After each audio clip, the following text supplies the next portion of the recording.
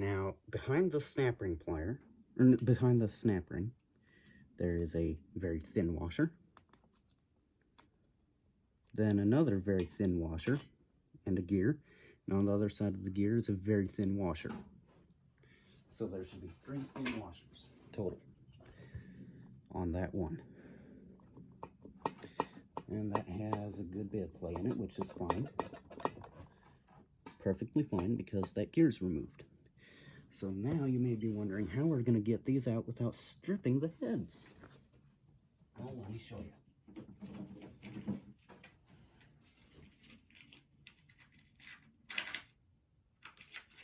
So I have this handy dandy nifty little tool called an impact driver. You need this type. Then you get a hammer and an impact driver. Make sure it's in reverse. Breaks the screws loose without ever stripping it. Almost never.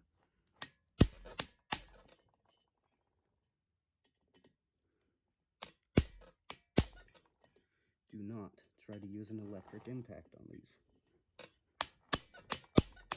It is not the same. So now those are broke loose. We can pull them out.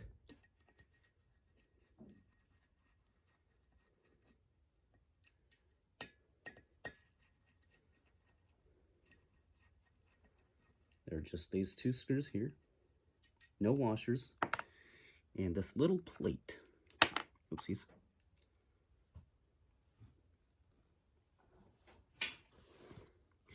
Then down here, there's this stuff. Just 2 screws and another plate. No washers.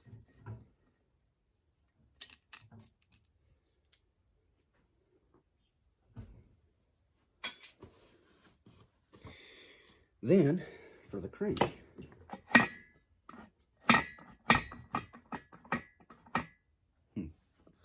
Little bastard. No washer. Okay.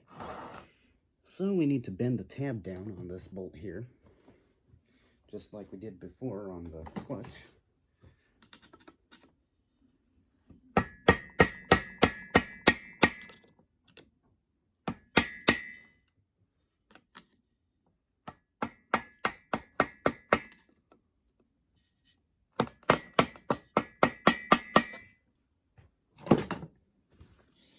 Then find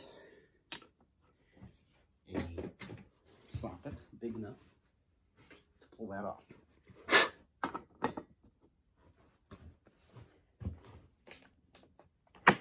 And you will need an impact. Normal threads. And that just pulls off. Then you need to pry this off, this gear. Usually pries off pretty easy. No washers. Then we need to pull this woodruff key out. To do that, we get a screwdriver.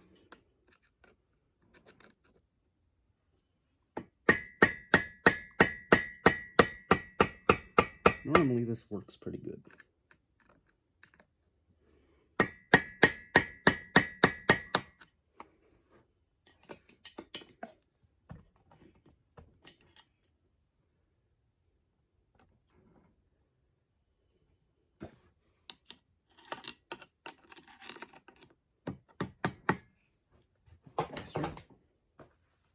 Like I said,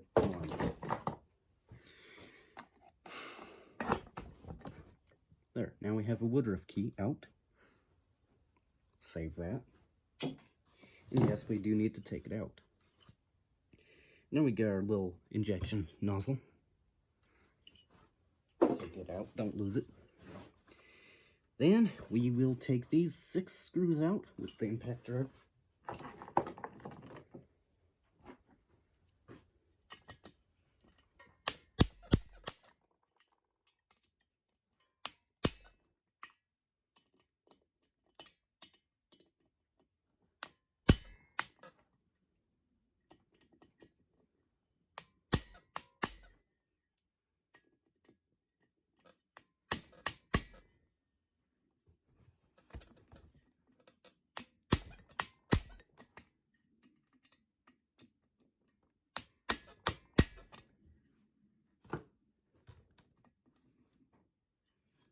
Then we'll take those out entirely.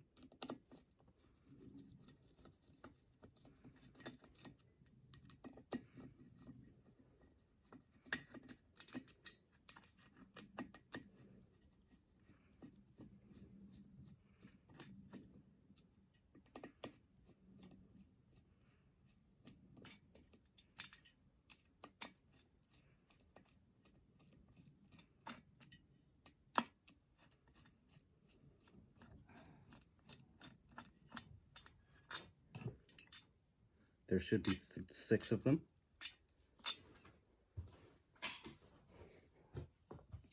Get a screwdriver, pop that out, pull it off. Put that somewhere. There's a rubber gasket behind it usually.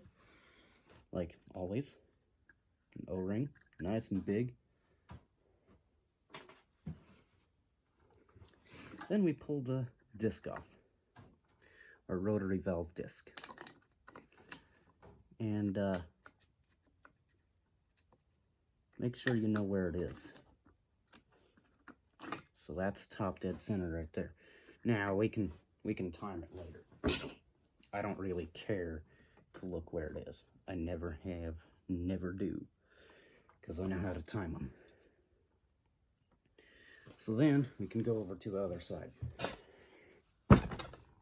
Now we gotta start popping these screws off. There are a lot of them. And actually, we need to first pull the head off, which is just a 17mm socket and 4 bolts.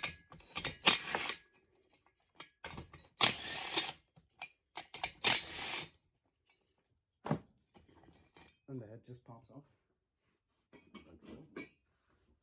Then we pull the cylinder off.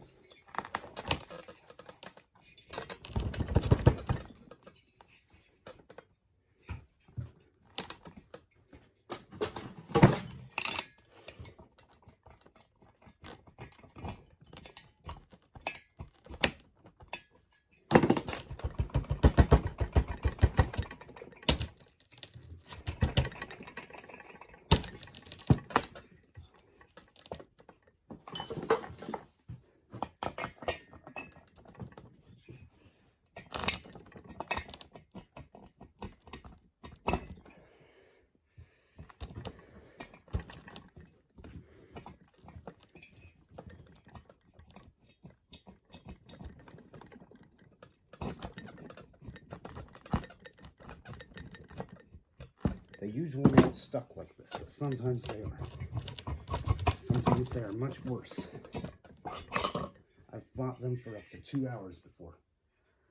And that was a pain in the butt.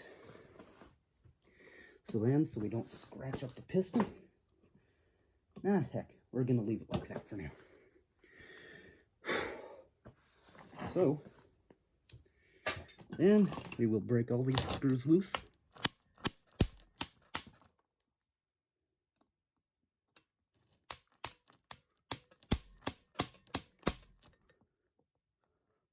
And I'm gonna go get lunch real quick because I'm getting hungry. Okay, so I have gotten lunch and I am ready to go again. So I'm gonna start breaking these bolts loose. And okay, that one's broke loose. Now some of these are dirty, so I'm gonna have to take the bit out, tap it into the screw, and put the driver on there. Or they strip out like that one did, because there was dirt in it.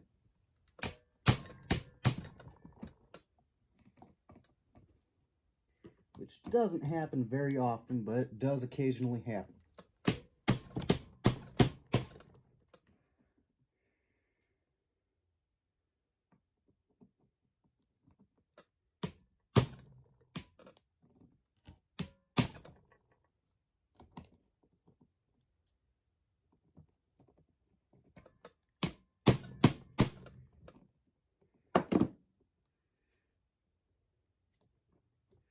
Here's another dirty one.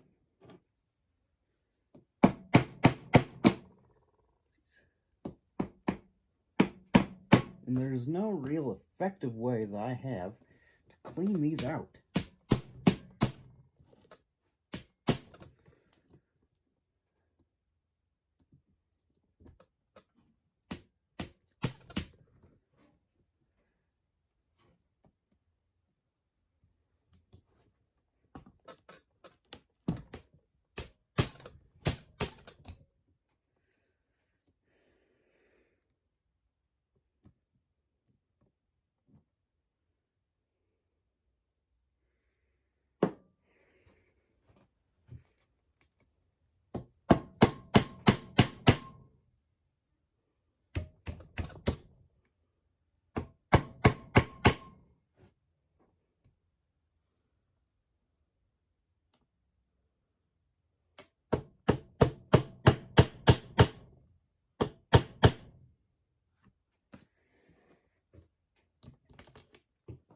Darn it, bastard.